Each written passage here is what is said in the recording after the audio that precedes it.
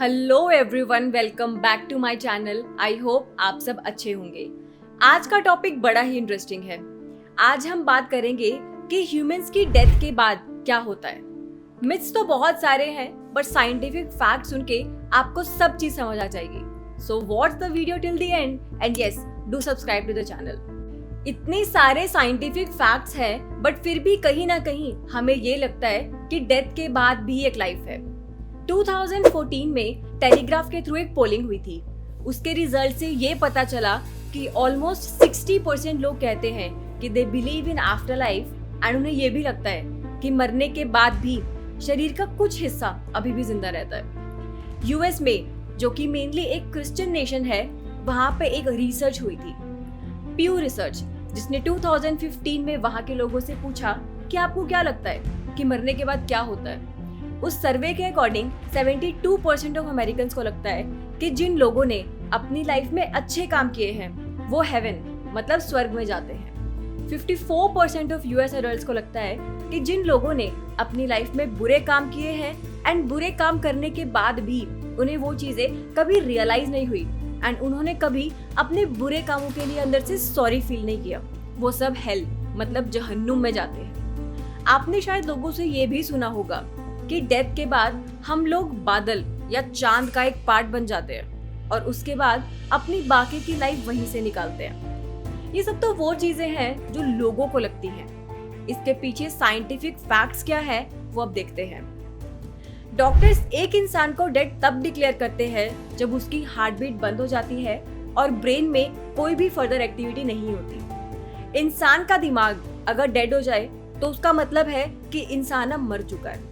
Although आजकल ऐसी machines आ चुकी हैं जिससे इंसान की बॉडी को थोड़े टाइम के लिए जिंदा रखा जा सकता है। कई लोगों को कार्डियक डेथ भी होती है, जिसका मतलब ये है कि हार्ट काम करना बंद कर देता है एंड ब्लड बॉडी में फ्लो नहीं करता। कार्डियक डेथ होने के बाद भी लोग जिंदा हो जाते हैं। यस, आपने सही सुना। मरने के बाद भी 4 से 6 मिनट तक बॉडी में मेडिकल ट्रीटमेंट्स किए जा सकते हैं, जिससे बॉडी वापस जिंदा हो सकती है। आपने टीवी पे या मूवीज में ये भी देखा होगा कि एक इंसान के मरने के बाद उसे इलेक्ट्रिक शॉक दिया गया और वो जिंदा हो गया। ये तो सिर्फ एक चीज थी, और भी तरीके होते हैं इसके। इनफैक्ट जिंदा होने के बाद उनका ये कहना होता है कि उनके आसपास जो भी हो रहा था उन्हें वो रियलाइज हो रहा था, बट वो कुछ एक्शन नहीं कर पा रहे थे। चलो अब उस पर बात करते हैं कि फाइनली इंसान किसी भी तरीके से नहीं बचा। अब उसकी बॉडी के साथ क्या होता है। बॉडी के मसल्स रिलैक्स हो जाते हैं, कोई भी मूवमेंट नहीं होती। जो गैस बॉडी में होती है वो भी लीक होने लग जाती है एंड बॉडी में से थोड़ी देर बाद स्मेल भी आने लग जाती है। एंड यस, जो यूरिन इंसान के ब्लैडर में होता है वो भी रिलीज होने लग जाता है एंड मेंस में इनफैक्ट इजैक्यूलेशन भी हो जाती है कई केसेस में तो। And in women who are pregnant but dead, उनका बच्चा ऑटोमेटिकली नेचुरल तरीके से बर्थ लेता है, जिसको कॉफिन बर्थ भी कहा जाता है। अब आप सोच रहे होंगे कि मरे हुए इंसान में से अपने आप बच्चा कैसे बाहर आ गया। पेट में जो गैसेस प्रेजेंट थी जब ह्यूमन बॉडी अलाइव थी, वो गैसेस अब रिलीज होने लगती है इंसान के मरने के बाद एंड उस गैस के रिलीज होने की वजह से बच्चे को नेचुरली बॉडी से पुश कर दिया जाता है। कई केसेस में इंसान के मरने के बाद उनके मुंह से कुछ आवाजें भी सुनने को मिलती है। इसका मतलब ये नहीं है कि इंसान फिर से जिंदा हो गया है। इसका मतलब ये है कि बॉडी में जो गैसेस थी वो अब अलग अलग पैसेज के थ्रू बॉडी से निकल रही है एंड इसके साथ साथ मसल कॉन्ट्रैक्ट करने लगता है, जिसकी वजह से बॉडी में से आवाजें आती है। मेंस में एक बड़ी अजीब चीज भी देखने को मिलती है। कई केसेस में अगर बॉडी स्टमक वाली साइड लेटी हुई है और उस पोजीशन में डेथ हो जाती है तो उस केस में ब्लड बॉडी के नीचे वाले पार्ट्स में फ्लो करने लगता है, जिसकी वजह से इरेक्शन भी देखने को मिलता है मेंस में। ब्लड बॉडी के नीचे वाले पार्ट्स में इकट्ठा भी हो जाता है, जिससे पैर का रंग पर्पल पड़ने लगता है। इस चीज को बोलते हैं लिवर मोटिस। अब बॉडी में ब्लड फ्लो नहीं होगा तो बॉडी ठंडी पड़ने लगती है, उसे कहा जाता है डेथ चिल।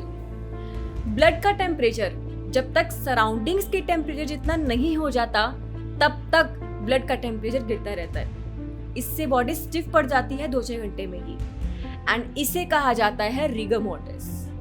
ऐसा इसलिए क्योंकि कैल्शियम अब मसल सेल्स में जाने लगता है एंड सेल्स ब्रेक डाउन हो जाते हैं विदाउट ब्लड फ्लो एंड इसकी वजह से बैक्टीरियल ग्रोथ होने लगती है एंड फाइनली अब बॉडी डिकम्पोज होने लगती है।